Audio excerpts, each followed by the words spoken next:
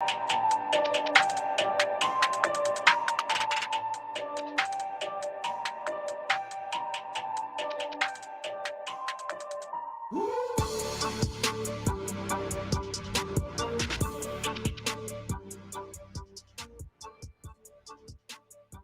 right, everybody, this is the Horn Takes podcast, your very rough around the edges Texas sports talk destination. I'm your host, Sean Redfern. It's Red River Shootout week, the greatest week of all time, the greatest week of the season. We'll talk a whole lot about that the rest of the week, about what's so good about the Red River Shootout, why it's so special to me, why it's so special to Texas fans, why it's so special to both universities. But I went ahead and decided to bust out my Vince Young Rose Bowl jersey. I have not wore this in a long time. Those that have followed me on TikTok have probably seen me in this jersey too many times, more times than they want to admit or care to see. When I first started doing TikTok video, I did TikTok videos way before I ever decided to start a podcast. So I always just threw this Texas jersey on because I'd be wearing just random stuff. So that was kind of like my uniform, the sunglasses, the Texas jersey. Maybe this Vince Young Rose Bowl jersey will bring us some good luck this weekend. Texas beats the absolute brakes off of the Kansas Jayhawks. And now they're headed to the Big D for the third stop on the Big 12 Fuck You Tour for 2023. Check us out on Twitter, TikTok, and YouTube at Horn Takes. We got 100 plus followers on Twitter. Been tweeting, zeeting, whatever it's called, for about, I don't know, since probably around June. I'd like to get us up to 200. I think that's our next goal. Let's get to 200. TikTok, love to get to 5,000. I've got 4,500 roughly, 44 and some change. Love to get us to 5,000 on TikTok. Love to get us to 1,000 on YouTube. And if all my TikTok followers would just click into my profile, hit the YouTube button and hit subscribe, bam, I'd be there. No time at all. If you guys just like to listen to podcasts, travel around a lot, stuck in the car all the time, commuting, maybe at lunch break, you just like to sit down and chill out and listen to something, check us out at horntakespodcast.buzzsprout.com or anywhere you get your podcasts. We got a new format for the show this week, and I think we're going to try this for the rest of the year. I had been doing shows every Tuesday and Thursday at 6 p.m. Central Time, and I decided to make a change for a couple reasons. One, that 6 p.m. Central Time is just cutting into my evening time, and I feel like I like to spend my evenings just kind of chilling out a little bit and maybe getting ready for the show the next day.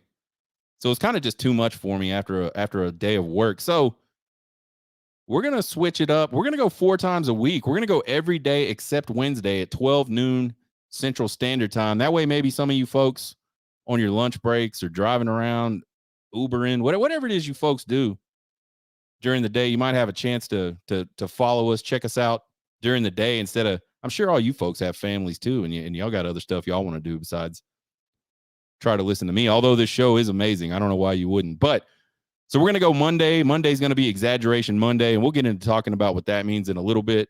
Tuesday, we'll do After Action Review. I'm an old military guy. After Action Review is just where you get together and you go over everything that went wrong, everything that went well. You bust into the statistics a little bit. We're going to do that on Tuesday for the game prior. So we'll do a After Action Review on the Kansas Jayhawks tomorrow. Thursday is Deep Dive Thursday. We're going to start digging into the next opponent on Deep Dive Thursday. And then Friday is going to be Prediction Friday. We'll do our Trace Otra games for the week predictions during that show. We'll also do our prediction for the Texas game that weekend. So check us out Monday, Tuesday, Thursday, and Friday at 12 p.m. Central Standard Time on YouTube. Or you can wait for the podcast to go up. The podcast to go up about an hour later. But alas, it is Exaggeration Monday. So I talked about it right before the Alabama game. There's a heart side of my fandom and there's a logical side of my fandom. Well, there's also a live game watching side of my fandom. versus sort of a post-game analysis side of my fandom. And I find that these two are at odds almost all the time. Very rarely does my live game watching fandom agree with anything that my post-game analysis fandom says, and vice versa. So Exaggeration Monday is just all about my reaction to the game live. Just all the things I was thinking as I was watching the game live. So let's get it. The KU game was a big win for Texas, folks. It's another top 25 matchup, another top 25 victory for Texas. It's a chance to go 5-0 for the first time since 2009. And I felt like this game was a little trappy for Texas. We talked all summer long about KU. We've mentioned them multiple times. They're kind of like, to me, they're like a dark horse to maybe be there at the end and play for a Big 12 championship game. Got a really good offense. Statistically had a really good defense until Saturday. But this is the game right before the Red River Shootout. And Kansas is still Kansas. And Texas went up to Kansas last year and just blew Kansas smooth out on the back of almost 400 yards rushing. I felt like maybe, looking at the schedule in the summertime when the schedules were released, I thought that maybe this KU game was a little trappy. Lots of shit talking going on Twitter about Daniels not being able to go because of the injury. How this is the third time this season Texas has faced a backup. 3 weeks in a row, actually. Wyoming, Baylor, and Kansas. And you know what, folks? None of those games were close. Texas won those games by an average of 26 points.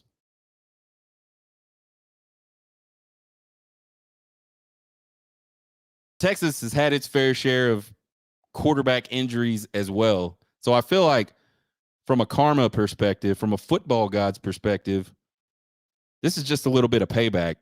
Colt McCoy in the 2009 national championship game.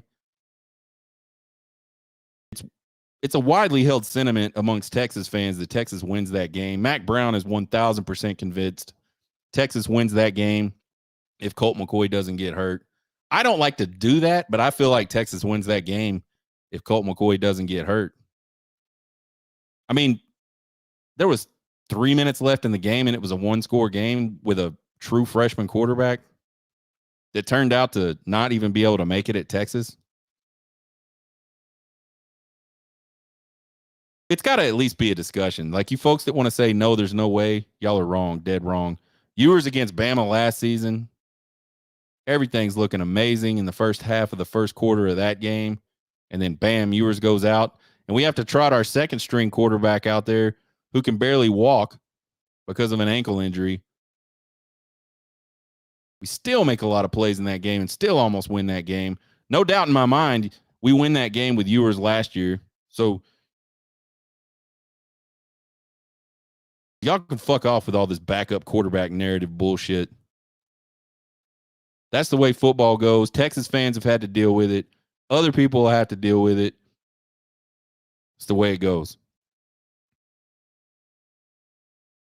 Special teams in this game Saturday were absolute. Pissed me off. I don't know if they were garbage. I don't know if I want to say that. But it was pretty rough.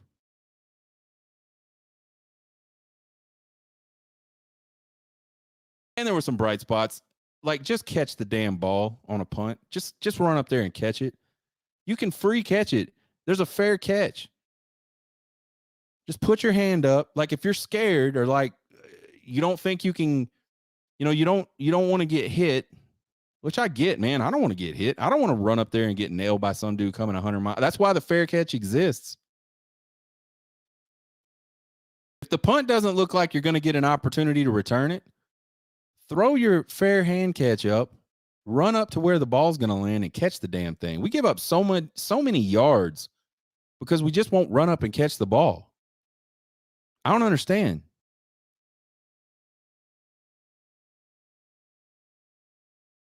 And then you got one job, Texas place kicker. Your job is to kick the football through the yellow uprights from reasonable distances And the last 2 weeks, we have not done that.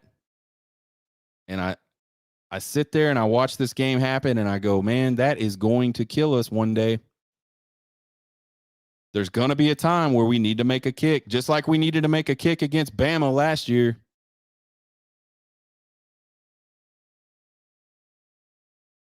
And the Texas place kicker did it.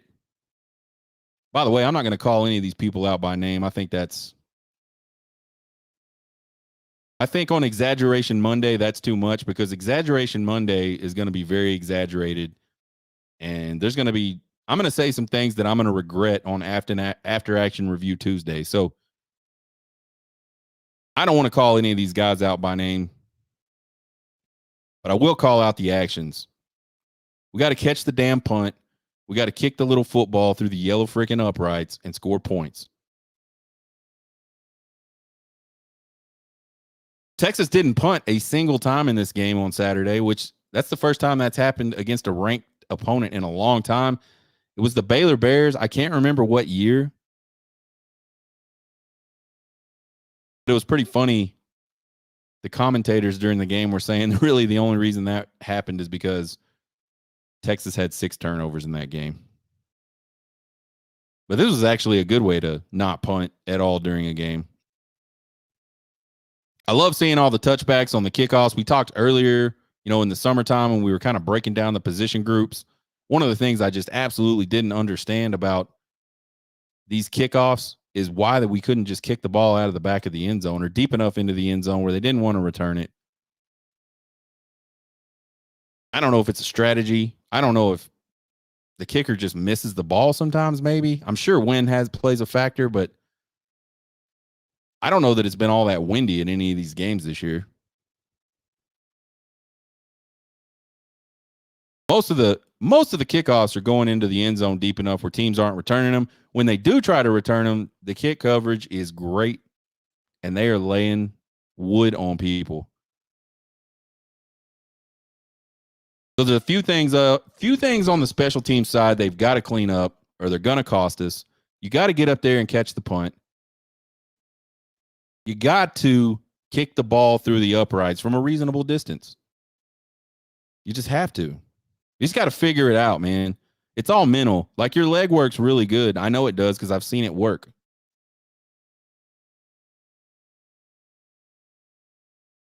Get your mind right. Let's get it. Offense. This offense put up a ton of yardage and a ton of points, despite the fact that they left a lot of points on the field. They moved the ball really well between the 20s. And then early in the game just got bogged down in the red zone early on. I think a lot of that has to do – I think a lot of it honestly just has to do with the play calling. There's some situational stuff as well. Like, you see Jonathan Brooks make a really long run. He's winded. Bring in somebody else. And it's just not the same from a run perspective. Tried to do a little fancy stuff there in the red zone, like a double reverse or something in the red zone. I'm not a fan of that stuff, man. I think you're good enough. Just line up, just run over people. That stuff is rough, man. And then I don't know if they were in the red zone at the time, but the errant snap got them into like 2nd and 25, I think. Can't do that stuff. Sark mentioned in his post-game presser, he said, yeah, maybe I got a little too cute down there. And someone asked him specifically about the red zone woes. And it was kind of interesting because it was the only time I've seen Steve Sarkisian look noticeably irritated by a question. Usually, he takes the questions on, he gives good answers. He didn't like that question, and I'm not exactly sure why. He said, I'm not a statistics guy. We just need to score. All right. I'm down with that. Just score. The running game in this game was absolutely outstanding for the 2nd year in a row. Jonathan Brooks, man, we've been saying it. I've been saying it for like I've been saying it all season, and I called it out last week after the Baylor game, and I said, man, I get the Cedric Baxter hype. I understand this kid is big. I understand he's got a lot of physical tools. I get he was the number one running back in the country coming out of high school. I even get that you've got a lot of talented guys, and you've got to. One of the challenges coaches have today is they've got to figure out a way to keep feeding some of these guys.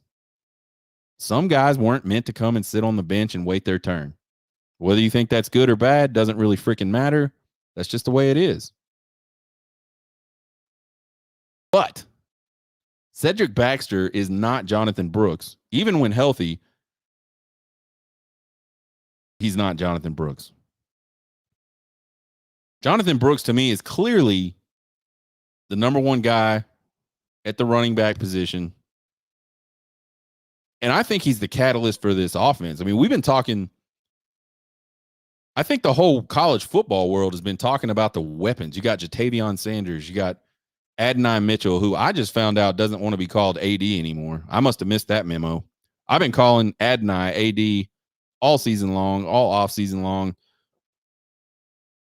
I know he's listening to this show, so Adonai, I apologize for calling you AD. Won't happen again. You got Xavier Worthy.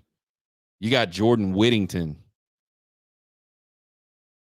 You got some incoming guys at the wide receiver positions. You got Quinn Ewers, who's just tearing it up on the ground this year. I mean, there's a ton of weapons on this offense, but I think the catalyst is Jonathan Brooks 100%. When he's on the field, great things happen. When he comes off the field, the offense sputters. Jonathan Brooks is like third in the country right now in rushing yards, and he's played one less game than the number one guy. I think Jonathan Brooks, one of the things we do every year for the season is talk about our MVPs and who's our candidates for these different positions, and who might make the Heisman Trophy ceremony. I think Jonathan Brooks could. I think if you look at all the players on this team offensively, Jonathan Brooks is poised right now to be that guy for Texas. He might play his way into the Heisman Trophy race. CJ Baxter, not 100%. We said it during the Baylor game or right after the Baylor game. I'm saying it again. The guy is not 100%. I don't know why. I don't know why less than 100% CJ Baxter is better than 100% Jaden Blue. And I don't see practice. I don't know their attitudes. I don't know much about these kids other than what I see when they go on the field. And CJ Baxter is not. He's just not ready to produce that much at this point. His feet are way too happy the second he gets the ball. It's one of the criticisms I kind of had against Bijan Robinson last year, and one of the reasons I've always liked Roschon Johnson so much. And I don't like Roschon better than Bijan, or vice versa, really. But I just always felt like sometimes the hole's there when you get the ball, just run through it. Like, you don't have to fake everybody out every single play or try to fake everybody out every single play. And I think CJ Baxter still, and I'm not even saying it's bad, and he won't do that his whole career. He's still just trying to figure out college football. I think he's a little tentative because of that ankle. But for right now, I'd rather see Jaden Blue. I think Jaden Blue is the most elusive of the three. And that's saying something, because Jonathan Brooks is like a sneaky elusive. He doesn't have like this explosive lateral quickness and explosive out of the cut, up the field, at least look to him. He's very smooth, but he can turn his hips. It's kind of interesting, man. Those safeties come up on him and he just turns those hips a little bit and they miss. Or don't get all of him. Don't bring him down. But Jaden Blue's got a little bit of that sort of Bijan Robinson type agility in the cut game and the getting going again game. One of the craziest things about Bijan Robinson was that dude could could stop, jump cut to the side, and then explode, and he'd be like full speed, like in one step. And I think obviously that's tough on defenses. And I think Jaden Blue is the closest thing the Texas running back room has to that at this point. I want to see Jaden Blue until Baxter gets healthy, and then we can go back out and try Baxter again. I don't understand why you would just keep putting him out there. He's not ready. He is clearly favoring something on his leg. I think it's an ankle. You got Quinn Ewers in the running game, picking his spots. Huge, was it 30-yard, 32-yard, something like that run to start off the scoring for Texas.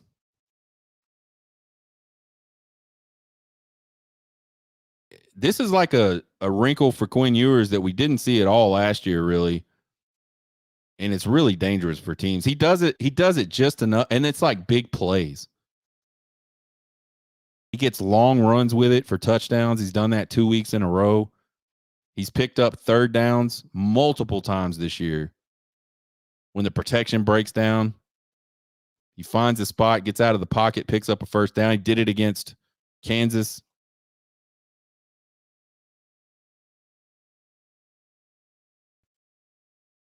The Quinn Ewers running game is not something that's ever going to be planned, really. I know they did a rollout. I know they did the naked boot, which, by the way, I couldn't believe my eyes. I kind of couldn't believe Quinn Ewers was in the game at that point, but then I certainly couldn't believe that on the 1 yard line, we naked boot him out and sort of subject him to any kind of punishment at that point. But hey, man, balls to the wall, right? Play to win. Don't play not to lose. Offensive line ran right over the top of a statistically very stingy KU defense. They had one of the best rushing defenses in the country coming into this game. I think the difference is there's a couple differences. I think one of them is that interior offensive line is finally starting to gel a little bit. You had Cole Hudson that started last year at that right guard position. He got hurt in spring. DJ Campbell was kind of, a really highly touted guy, but still trying to figure it out, like on the mental side, I think. Just the knowing what to do, knowing how to do it type thing. Crazy physically talented guy. But he gets an opportunity, and it was kind of rough. It was rough at times. It was really good at times. And now I think you're starting to see DJ Campbell finally come in to himself. He's understanding what he should be doing. And when you don't have to think about things, you just react and you go kill people. And DJ Campbell's really good at just being physically better than guys. I think him and Jake Majors have kind of gelled together. Those guys have to work together a lot in pass protection and on run plays. I think they can trust each other now, and I think you're starting to see that. I think the addition of Paul Christ, I don't know. We'll talk some more about Christ in a minute. Different Christ, though. Addition of Paul Christ as offensive analyst has been huge for the running game. I think we've seen a lot more power-based running schemes out of the team this year. Not that they didn't do it last year, but we just are seeing a lot more of it to me this year. A lot of counter stuff. A lot of counter stuff with the tight end coming across the formation. I mean, we've seen them pull both the guard and the tackle. You don't hardly see that in football anymore at the collegiate level.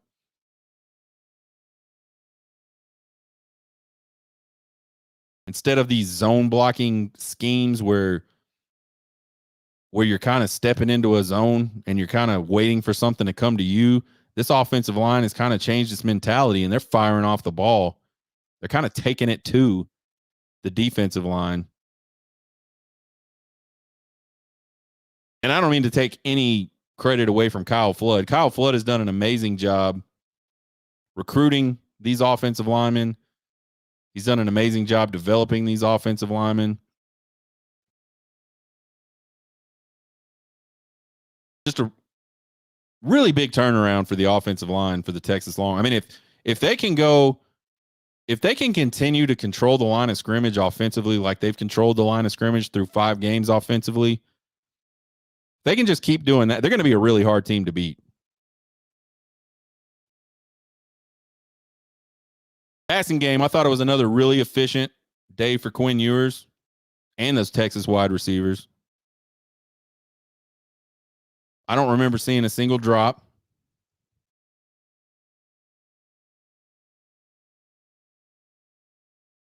Only saw a couple of errant throws. Nothing major. Quinn did throw his first interception since the TCU game. And I think he threw another one in the red zone earlier in the game that probably should have been picked. I was noticing, and it makes 100% sense, the only time Quinn Ewers gets in trouble with his accuracy is when he doesn't get his feet set and he tries to rush throws. When he's on time and when his feet are set, man, he's pretty deadly, especially in the short to intermediate.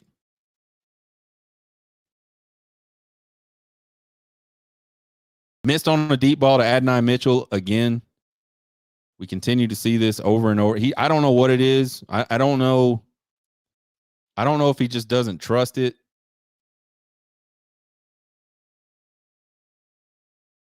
To me, if I'm looking out there and I see Adonai Mitchell in single coverage, and I know he's going down the field, he's getting that ball and it's going to be close. And I'm not even going to care. I'm not even going to care that there's a defensive back there. We're throwing the ball right to where he's going to be, and we're going to let him go up and make a play.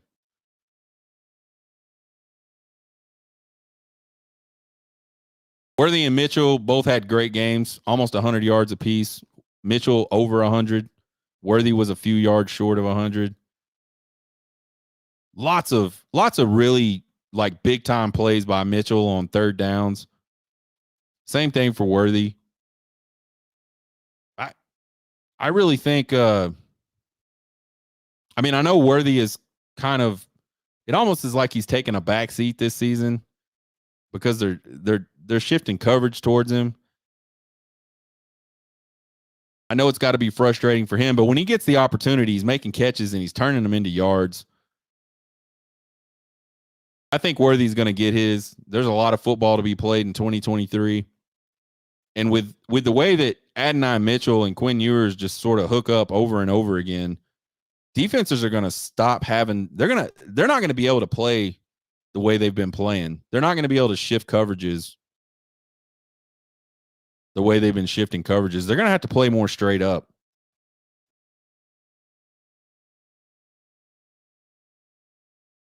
Saw Jordan Whittington with another, kind of quiet game, but really nice third down catch to get a first down. I think Jordan Whittington's a guy that people sleep on again.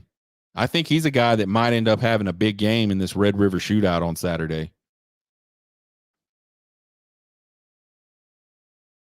Had us another Jonte Cook sighting. Last week we saw Johnny Cook get down the field, made a really nice grab, tripped over his feet a little bit, would have been a touchdown. This Saturday, we see him take the little slant and get up the field. Man, he is explosive. He is electric, folks. I said it, before the season. I felt like Jonte Cook was kind of like a Xavier Worthy clone when you look at their skill sets, and I'm not backing off of that. He has got the speed to beat you deep, and man, he gets the ball in his hands, and it's trouble for opposing defense. The problem is, like, where do you play all these guys? You're not taking Worthy off the field that much.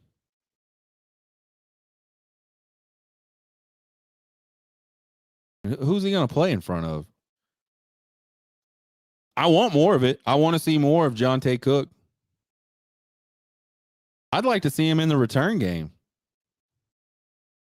No, that's crazy. I know that's very anti-Mac Brown. You just don't put freshmen out there because for some reason, freshmen in college that have been playing football their whole lives suddenly forget how to catch balls and hold on to balls.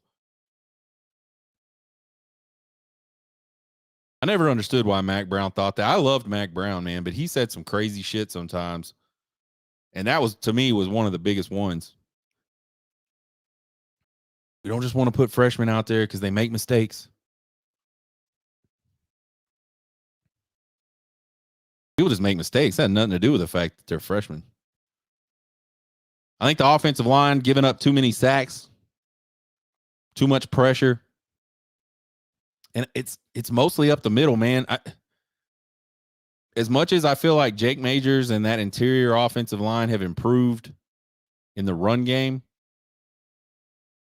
I still see the center getting pushed back a whole lot in the pass game.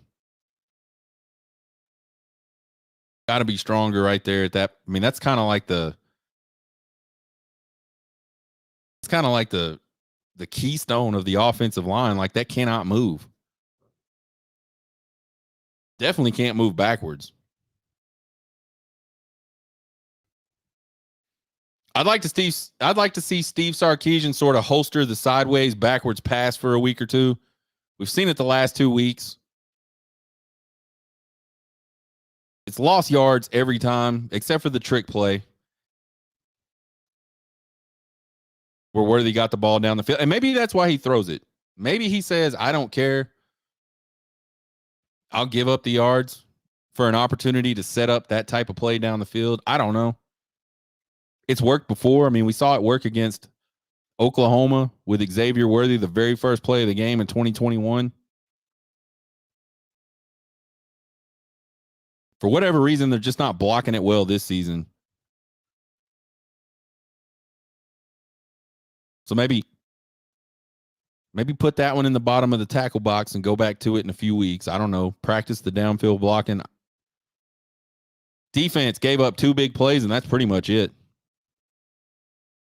I thought they were really good the majority of the game.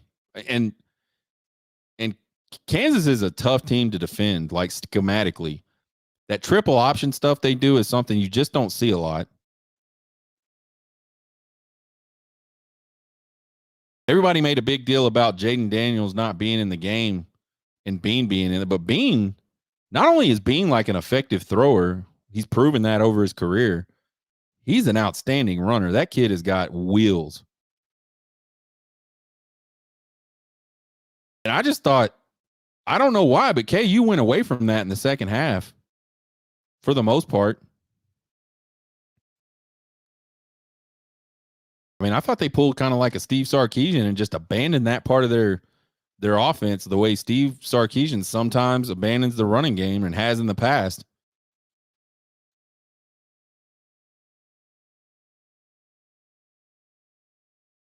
As good as they played, I thought there were a lot of missed tackles at the line of scrimmage. If they didn't populate the ball as good as they do, a lot of hats around the ball. If they didn't do that, there would have been a lot of big plays for Kansas, a lot more big plays because they just missed tackles in the backfield. I mean, we missed tackles in the backfield. We missed tackles right at the line of scrimmage. I don't know what was going on. I don't know if those guys from Kansas are just really shifty or what. But there was a lot of stuff at the line of scrimmage that just wasn't good. I'm getting sick of watching cornerbacks blitz off the corner and completely miss the quarterback. We saw it against Alabama last year. We saw it in the game Saturday against KU.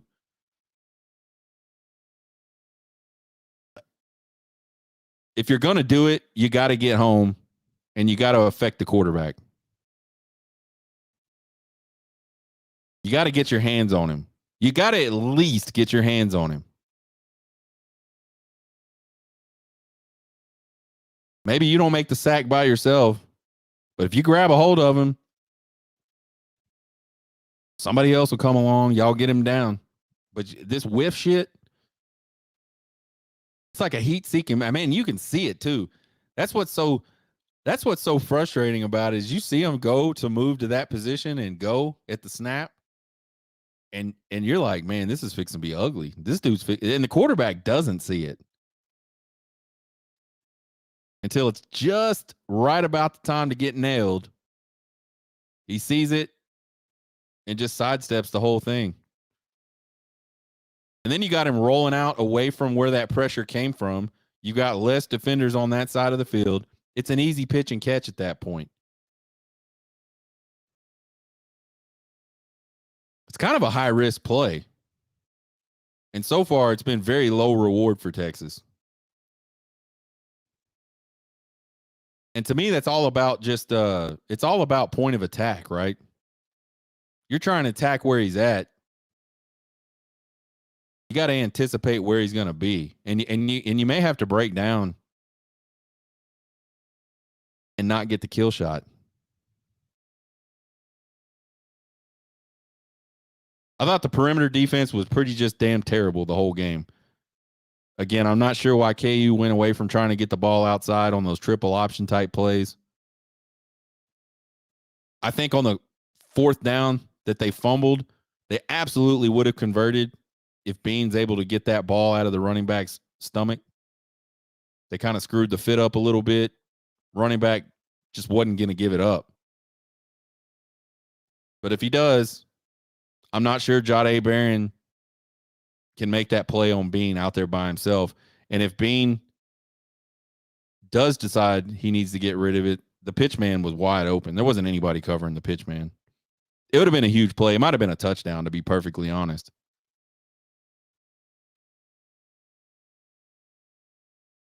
I think every team we play for the rest of the season with a even remotely mobile quarterback is about to throw the triple option package in their I wouldn't be surprised. I would not be surprised a single bit if the Sooners don't run some kind of triple option play this weekend. Dillon Gabriel's pretty mobile, pretty athletic guy.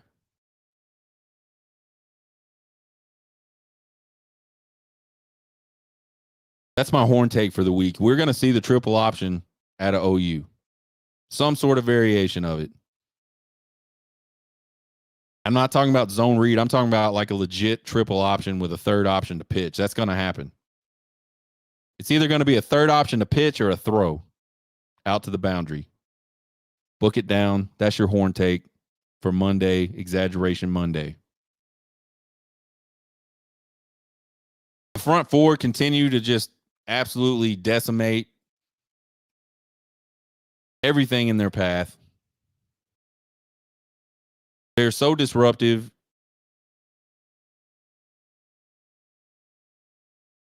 And it doesn't even matter which ones are in the game. I'm not sure there's another team in the I said this before, but I'm going to say it again. I'm not sure there's another defense in the country that rotates as many bigs on the defensive line as Texas does with almost zero impact. It doesn't matter which ones are out there. There is constant pressure on the quarterback. There is constant readjusting of the line of scrimmage. They move the line of scrimmage backwards consistently. Just a really good group of defensive linemen this Texas team has. I thought it was kind of an overall quiet day for the linebackers. I don't know if we dig into the statistics, if that's true. I remember Jaylen Ford making one play in the backfield, a tackle for loss on kind of a looked like an outside zone play where they were really trying to stretch and get to the boundary and get around the edge. Jaylen Ford got back there and I think got him first, and then maybe Taft cleaned it up. Not 100% sure. Maybe I'm mixing two different plays, but I know Jaylen Ford made a tackle in the backfield at one point. But other than that, man, just don't really remember him and Benda doing much of anything. The only thing I remember about Ant Hill, and I ain't dogging on him at all, was a late hit on the quarterback.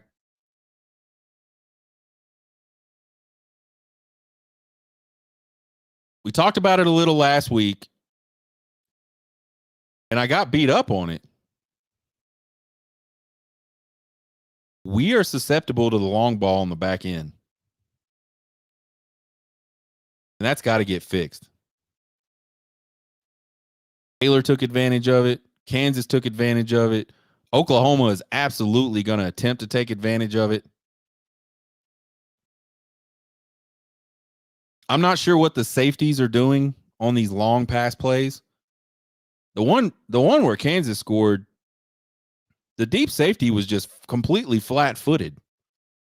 It's like, I don't know if he didn't see the guy run right in front of him on the post, but he never turned to run until that guy was about past him. And you're not catching up on that.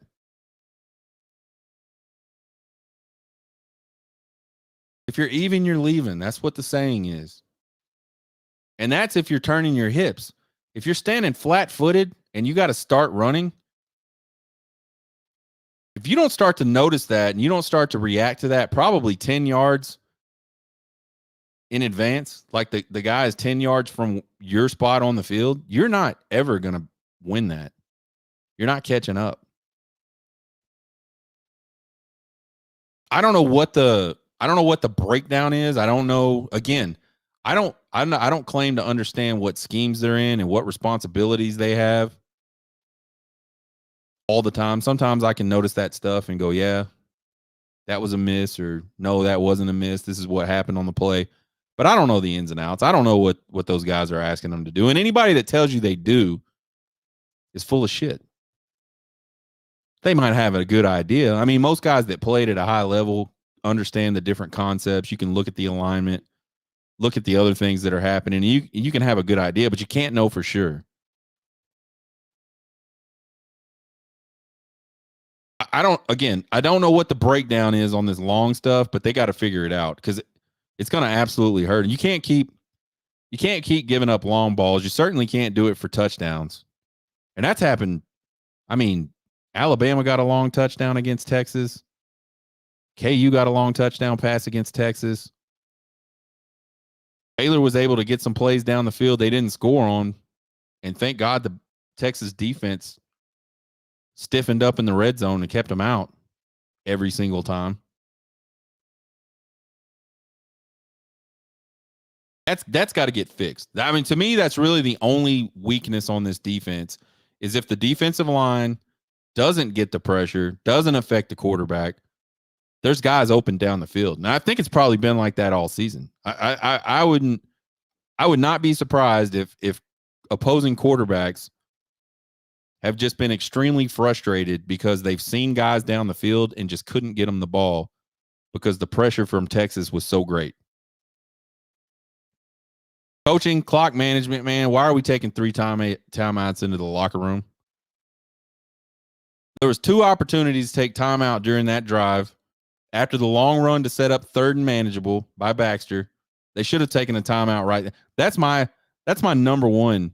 You should have took a timeout. Number 2 is after the first down catch by Adonai Mitchell. The very next play, take a timeout. Let's get a plan of what we're going to do the next few plays, and then let's go out and try to execute it. And you still got another timeout in your pocket, or 2, actually. I'm saying on one of those 2 plays, they should have called a timeout and got regrouped. Said, this is our plan. And I know, here's the deal. I know Steve Sarkisian and that coaching staff, I know they work this stuff in practice, all this situational stuff. So I think their expectation is, we've done this. We did this in practice. We should be able to do this in the game. But you don't get timeouts back. There is literally no reason to go into halftime with that type of a situation with 3 timeouts in your back pocket. And I've talked about this before with Steve Sarkisian. He loves to call his plays. And man, the dude can call plays, no doubt. No question about that. But I think he gets lost in that play call world and he forgets he's the head coach. And he forgets that it's his job to call timeout sometimes and regroup the team and make a plan. Texas lost like 20 seconds between those two plays that could have came in really, really handy in an attempt to score some points right before the half.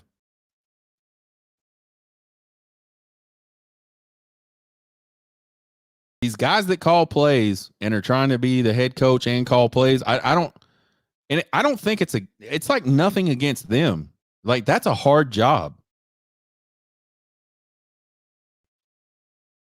I think Steve Sarkisian's the type of offensive guy that's looking ahead like 3 or 4 plays. His mind is never stopping.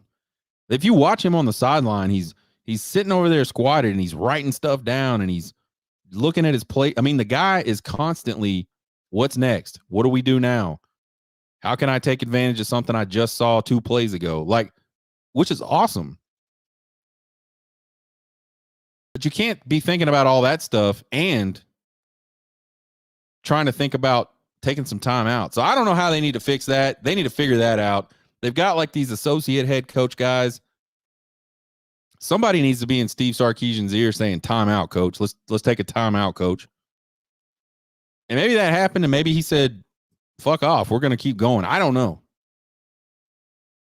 But I think at the very least it cost him points. I think it was part of why Quinn Ewers threw the interception that he threw, and it was a bad throw. Like, I'm not going to blame Steve Sarkisian for that throw, but I think the situation they were in wasn't comfortable for Ewers, and I think if you take a time out there, get regrouped, find a plan for the next few plays, Quinn Ewers is much more comfortable and much more likely to be successful. I thought it was a relatively clean game. Penalty-wise, there were some that pissed me off, but that's the way it goes. I love the dedication to the running game. Been hollering about it all since last year. Run the fucking football. Just keep running the football. All the good stuff happens when you can just run the football. They've done it pretty well the last 2 weeks. Let's keep it going. That running game is good. That offensive line is good. I think Texas should probably play every game on the road going forward. I was talking about it last year, like what happens at halftime. I had a TikTok video that got like, I don't know, 250,000 views or something, where I said, what is happening at halftime? Like, if it was me, we just wouldn't go in to the locker room at halftime. We'd sit on the sidelines like it was a junior high game, eat our oranges and drink some Gatorade, and then go play the second half. Because something happened when they went into the locker room. They didn't come out and play well. So now my question is, like, what the fuck happens at home? Like, what is the difference between being on the road for this team and being at home for this team, where there's just like this mental, I don't know what it is. I don't know whether it's a focus thing.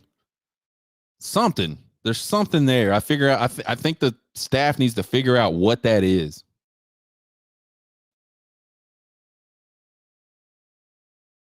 So until they figure it out, we need to play every game on the road.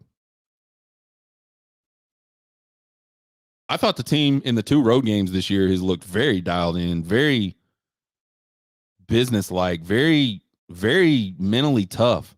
It's like they almost can't play unless the other team has hundreds of thousands of fans screaming at them the whole time. The quick and dirty Red River Shootout edition. This is the 119th battle for the Golden Hat, folks.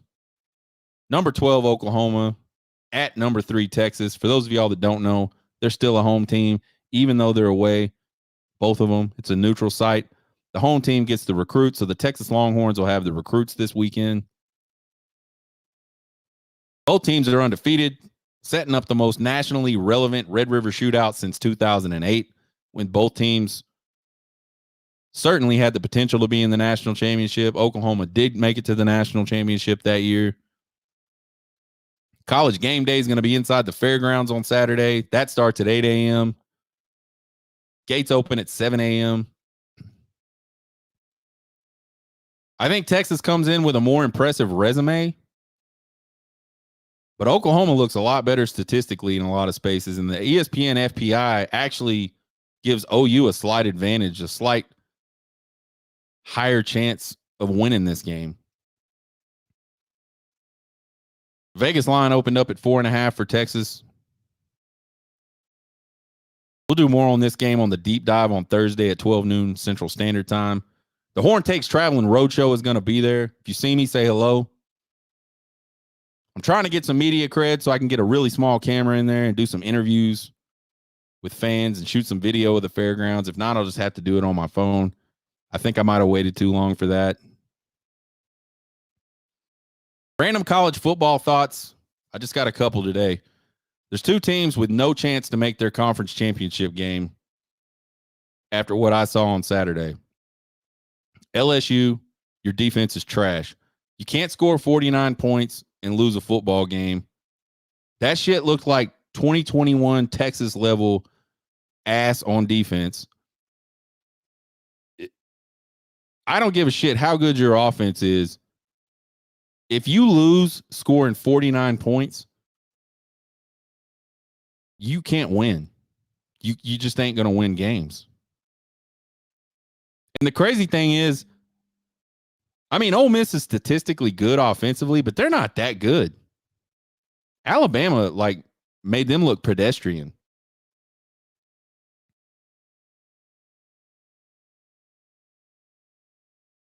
USC, you guys aren't making your conference championship either. You can't give up 27 second half points to Colorado team that is bad in the trenches. We all know this. You had a huge lead on them at half, and you damn near let them get back into that game to the point where they had a chance to tie it. They were short players. USC's defense is terrible. So again, I don't care how many points you can score. I don't care how many Heisman trophies Caleb Williams can win.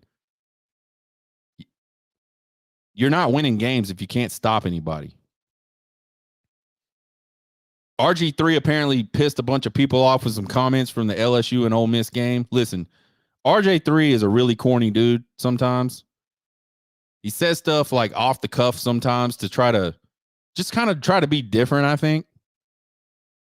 And I don't inherently think there's anything wrong with that. He's kind of annoying to me. So after a Jalen Daniels sack in that Ole Miss game, he says something to the effect of, they lifted that man up to the sky like he was Jesus, letting him know they were going to put him on the cross. Something along those lines. And apparently people want an apology, and some people apparently want him to be fired. To those people, I say, shut the fuck up. And again, I don't particularly like RJ3 as a color commentary guy. He's not my favorite. Sometimes I go, I can't believe he just said what he said. But there's nothing wrong with what he said. Stop trying to cancel everybody. Stop trying to dox everybody. Stop. Your outrage about shit is your problem. It's not other people's problems. He didn't say anything disrespectful. Get a grip, people. Everybody get a fucking grip. Tuesday, we're going to have our after action review. We're going to get a little more statistical about this Texas and KU game. We'll recap our Trace Ultra games from week 5. We'll have more random college football thoughts, including some of my favorite things about the Red River Shootout. Wednesday night, we'll do a TikTok live at 6 p.m. Central, probably. I've missed the last couple, but we'll try to do that again. Check us out on Twitter, TikTok, and YouTube at Horn Takes. Follow and subscribe. Email me at horntakespodcast@gmail.com with all your questions, comments, concerns, and criticisms. I love them all. It's Red River Shootout week, baby. Get hooked.